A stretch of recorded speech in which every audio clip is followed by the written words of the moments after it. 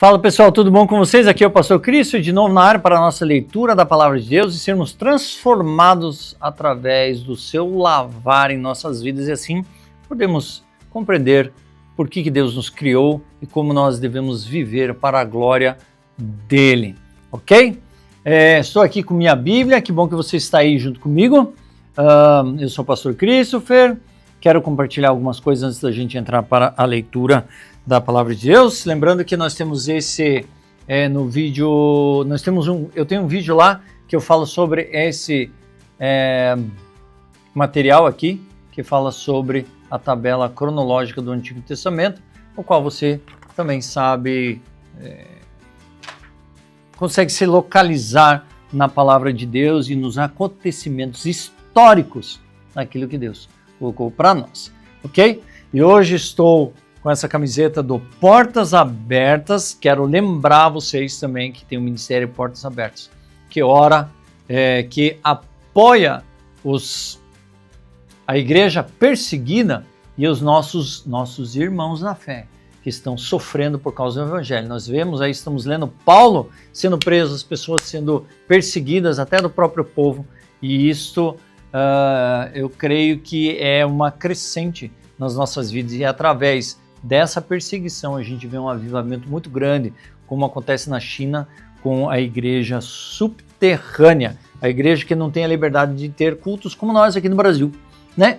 Estados Unidos, entre outras nações, a gente tem a liberdade de cultuar ao Senhor, beleza? E eu quero lembrar, eu vou colocar o link aqui, eu estou hoje com a camiseta para realmente fortalecer isso para os irmãos. Lembrando que existe esse ministério que está apoiando, que está afirmando, né, e que assim possamos ser apoiadores não só em oração, mas também financeiramente. Então vá aqui na descrição, conheça um pouquinho mais sobre esse ministério, beleza? E nós estamos aqui na nossa leitura de hoje, né? E bora lá! Bora para a nossa leitura.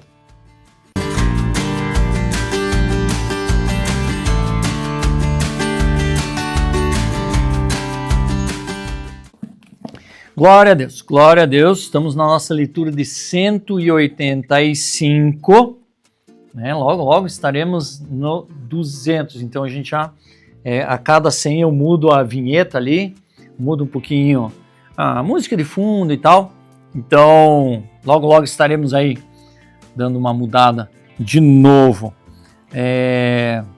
mas temos aí mais 15 dias pela frente, então eu convido você a se engajar junto comigo nessa leitura. Cara, isso é muito importante para você, para mim. Isso é uma jornada pessoal minha que eu compartilho com vocês e que realmente possamos encontrar a graça do Senhor nessa caminhada, beleza? Então abra lá, 2 Reis 23, 31 a 25, 30. Então, hoje pelo jeito, hoje é rapidinho. Mas vamos lá. Jeoacás tinha 23 anos de idade quando começou a reinar e reinou 3 meses em Jerusalém. A mãe dele se chamava Amutal e era filha de Jeremias de Libna. Joacás fez o que era mau aos olhos do Senhor, segundo tudo o que seus pais haviam feito. Porém, Faraó Neco mandou prendê-lo em Ribla, na terra de Ramate, para que não reinasse em Jerusalém. E impôs a terra em tributo de 3.400 quilos de prata e 34 quilos de ouro. Faraó Neco colocou Eliaquim, filho de Josias, como rei em lugar de Josias, seu pai, e mudou o nome dele para Jeoaquim, mas levou Jeoacás consigo para o Egito, onde ele morreu. Jeoaquim entregou aquela prata e aquele ouro ao faraó, mas para dar esse dinheiro, segundo a ordem de Faraó, Jeoaquim estabeleceu um imposto sobre a terra. Do povo da terra exigiu prata e ouro, de cada um segundo as suas posses, para o dar ao Faraó Neco. Jeoaquim tinha 25 anos de idade quando começou a reinar e reinou 11 anos em Jerusalém. A mãe dele se chamava Zebida e era filha de Pedaías de Ruma. Jeoaquim fez o que era mau aos olhos do Senhor, segundo tudo o que seus pais haviam feito. Foi durante o reinado de Jeoaquim que Nabucodonosor rei da Babilônia, veio contra Judá. Durante 3 anos, Jeoaquim foi servo de Nabucodonosor, mas depois se revoltou contra ele. O Senhor enviou contra Jeoaquim bandos de caldeus, sírios, moabitas e amonitas. Ele os enviou contra Judá para destruir o povo, conforme a palavra do Senhor tinha falado, por meio de seus servos, os profetas. Na verdade, isso aconteceu com Judá, por ordem do Senhor, que removeu o povo de sua presença, por causa de todos os pecados cometidos por Manassés, e também por causa do sangue inocente que ele derramou, o qual encheu a cidade de Jerusalém. Por isso o Senhor não quis perdoar. Quanto aos demais atos de Jeoaquim, a tudo que ele fez, não está tudo escrito no livro de história dos reis de Judá. Jeoaquim morreu e Joaquim, seu filho, reinou em seu lugar. Deixa eu até dar uma olhada aqui na tabela. Se nós formos ver aqui, teve Manassés, Amon, Josias, aí teve Jeoacás, que reinou agora 3 meses, aí veio Jeoaquim, 11 anos, que é o que nós lemos aqui, aí vem Joaquim, que reinou 3 meses, e agora vai entrar Zedequias, que vai reinar, e depois disso, acabou o reino de Judá, acabou o seu tempo, né? Vamos lá, aonde que nós estamos? Também o sangue, tá? Quanto aos demais atos de Jeoaquim, tudo que fez não está no livro da história dos judeus. Jeoaquim morreu e Joaquim, seu filho, reinou em seu lugar. O rei do Egito nunca mais saiu de sua terra, porque o rei da Babilônia tomou tudo que era dele, desde o ribeiro do Egito até o rio Eufrates. Joaquim tinha 18 anos de idade quando começou a reinar e reinou 3 meses em Jerusalém. A mãe dele se chamava Neusta e era filha de Eunatã de Jerusalém. Jeoaquim fez o que era mau aos olhos, como seu pai havia feito antes dele. Naquele tempo, os servos de Nabucodonosor, rei da Babilônia, subiram a Jerusalém e a cidade foi cercada. Nabucodonosor, rei da Babilônia, veio à cidade quando os seus servos a sitiavam. Então, Joaquim, rei de Judá, acompanhado de sua mãe, seus servos, seus príncipes, seus oficiais, se entregou ao rei da Babilônia, e o rei da Babilônia, no 8º ano de seu reinado, o levou cativo. Levou dali todos os tesouros da casa do Senhor e os tesouros do palácio real, e conforme o Senhor tinha dito, cortou em pedaços todos os utensílios de ouro que Salomão, rei de Israel, tinha feito para o templo do Senhor. Nabucodonosor levou cativo toda Jerusalém, bem como todos os príncipes, todos os homens valentes, todos os artífices e ferreiros. Ao todo 10.000, ninguém ficou, a não ser o povo pobre da terra. Levou cativos de Jerusalém para a Babilônia, e o rei Joaquim, a mãe do rei, as mulheres desses seus oficiais e homens principais da terra. O rei da Babilônia levou cativos para a Babilônia todos os homens valentes, em número de 7.000, e ainda 1.000 artífices e ferreiros, todos eles treinados para a guerra. O rei da Babilônia constituiu rei em lugar de Joaquim, o tio paterno deste, Matanias, e mudou o nome dele para Zedequias. Zedequias tinha 21 anos de idade quando começou a reinar e reinou 11 anos em Jerusalém. A mãe dele se chamava Amutal e era filha de Jeremias de Libna. Zedequias fez o que era mau aos olhos do Senhor, segundo tudo que Joaquim havia feito. Foi por causa da ira do Senhor contra Jerusalém e contra Judá que isso aconteceu, e a ponto de os rejeitar de sua presença. Zedequias rebelou-se contra o rei da Babilônia. Aconteceu que no 9º ano do reinado de Zedequias, aos 10 dias do 10º mês, Nabucodonosor, rei da Babilônia, veio contra Jerusalém, ele e todo o seu exército. Sitiaram a cidade e construíram rampas de ataque ao redor dela. A cidade ficou sitiada até o 11º ano do reinado de Zedequias, aos 9 dias do 4º mês, quando a cidade se via apertada pela fome, e não havia pão para o povo da terra. A cidade foi arrombada Embora os caldeus estivessem em volta da cidade, todos os homens de guerra fugiram de noite pelo caminho do portão, que fica entre as duas muralhas, perto do jardim do rei. Fugiram na direção do vale do Jordão, mas o exército dos caldeus perseguiu o rei Zedequias e o alcançou nas campinas de Jericó. E todo o exército desse se dispersou e o abandonou. Então Zedequias foi preso e levado ao rei da Babilônia, em Ribla, o qual lhe pronunciou a sentença. Mataram os filhos de Zedequias na frente dele, e então lhe furaram os olhos. Amarraram-no com correntes de bronze e levaram para a Babilônia. No 7º dia do 5º mês do 19º ano do reinado de Nabucodonosor, rei da Babilônia, Nebuzaradã, chefe da guarda e servidor do rei da Babilônia, veio a Jerusalém. Ele queimou a casa do Senhor, o palácio real, bem como todas as casas de Jerusalém. Também entregou às chamas todas as construções importantes. Todo o exército dos caldeus que estava com o chefe da guarda derrubou as muralhas ao redor de Jerusalém. Nebuzaradã, o chefe da guarda, levou cativo o resto do povo que havia ficado na cidade, os desertores que se entregaram ao rei da Babilônia e o restante da população. Porém, o chefe da guarda deixou alguns dos mais pobres da terra para serem vinhateiros e lavradores.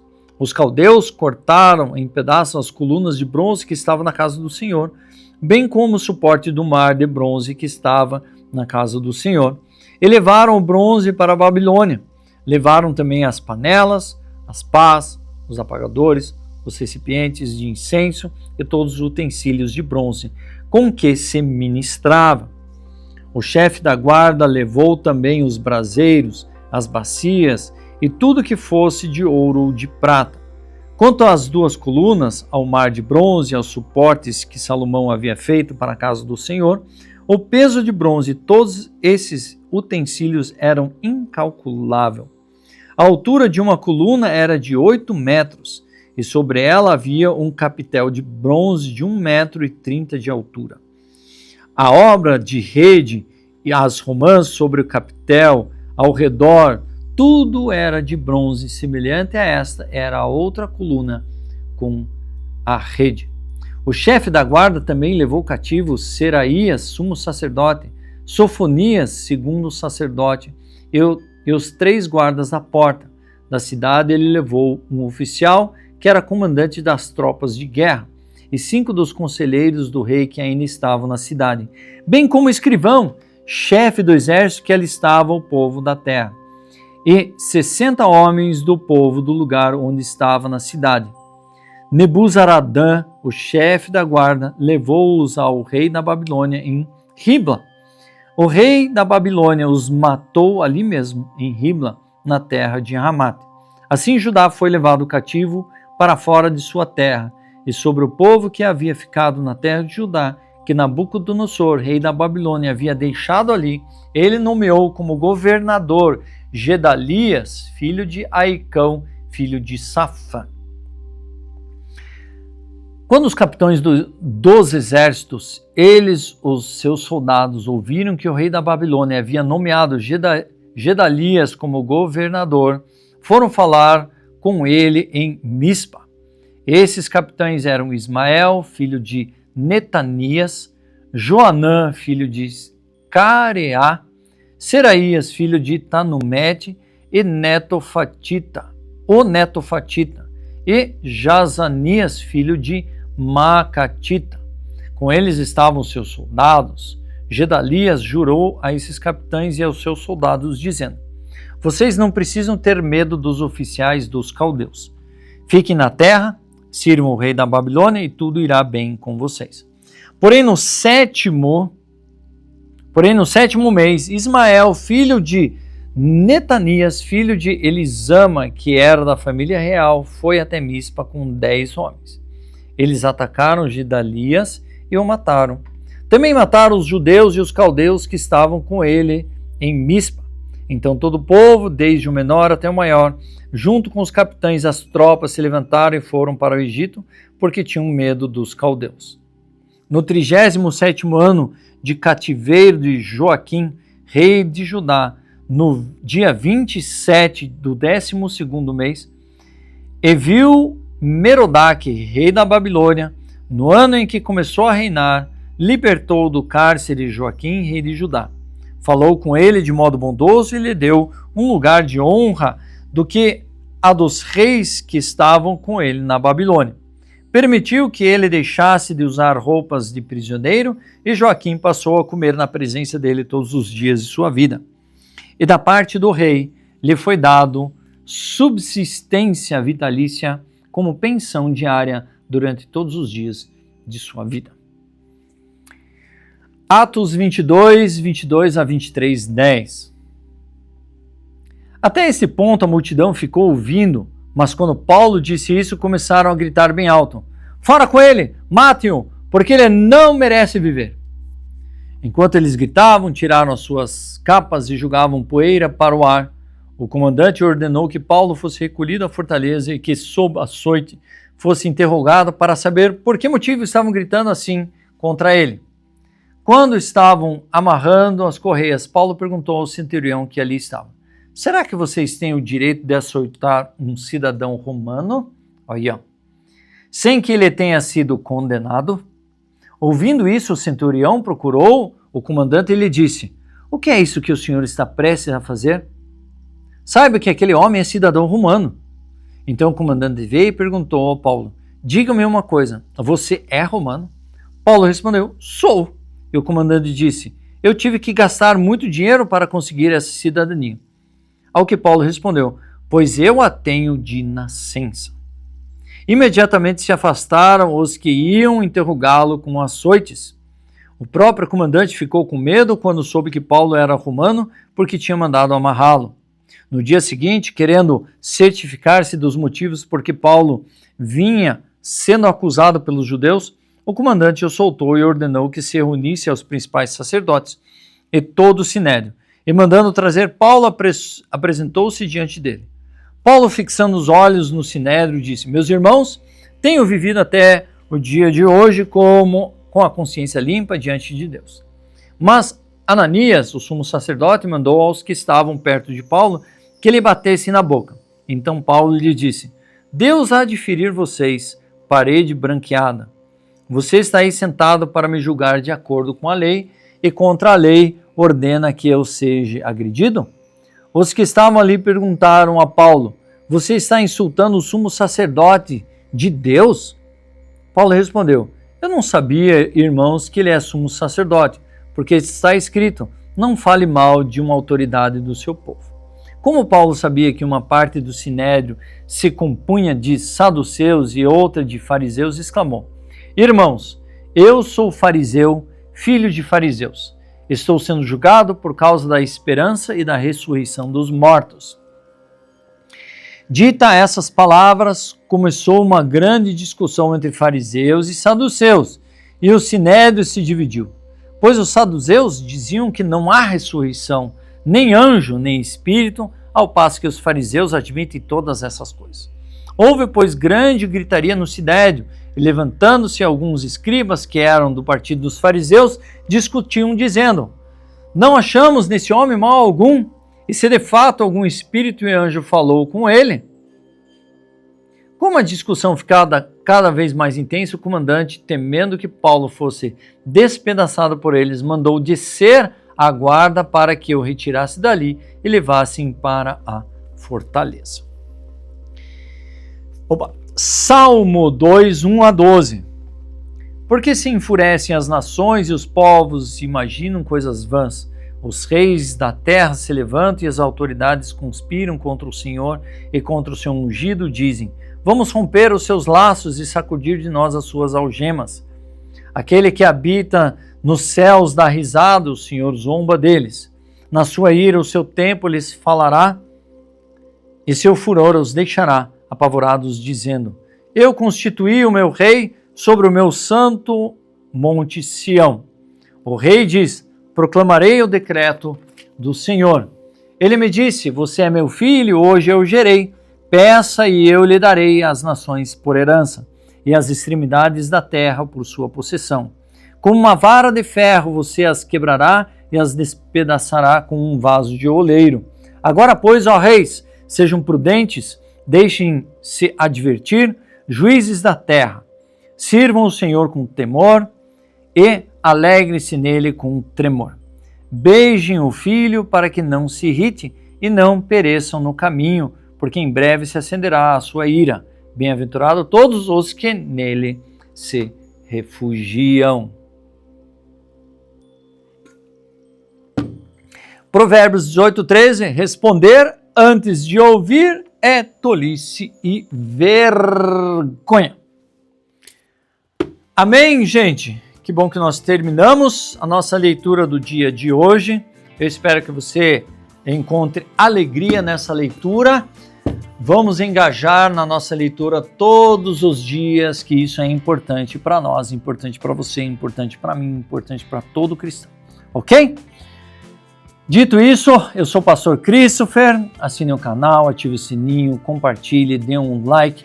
Vamos caminhar juntos nessa jornada de leitura na Bíblia. Se você chegou aqui pela primeira vez, eu incentivo você comece ou vá daqui e aí você retorne, porque ele é uma leitura cíclica. Você pode usá-la todo e qualquer momento para a edificação das nossas vidas. Ok? Deus abençoe vocês e aguardo vocês na leitura do dia de amanhã. E lembrando, essa camiseta aqui, lembre-se, portas abertas. Interceda por eles, clame por eles, para que a gente fortaleça os nossos irmãos que estão sendo perseguidos nessas nações. Essa é a camiseta deste ano, ok? E vamos incentivar, engajem na oração para assim edificarmos esse povo. Tá bom? Deus abençoe.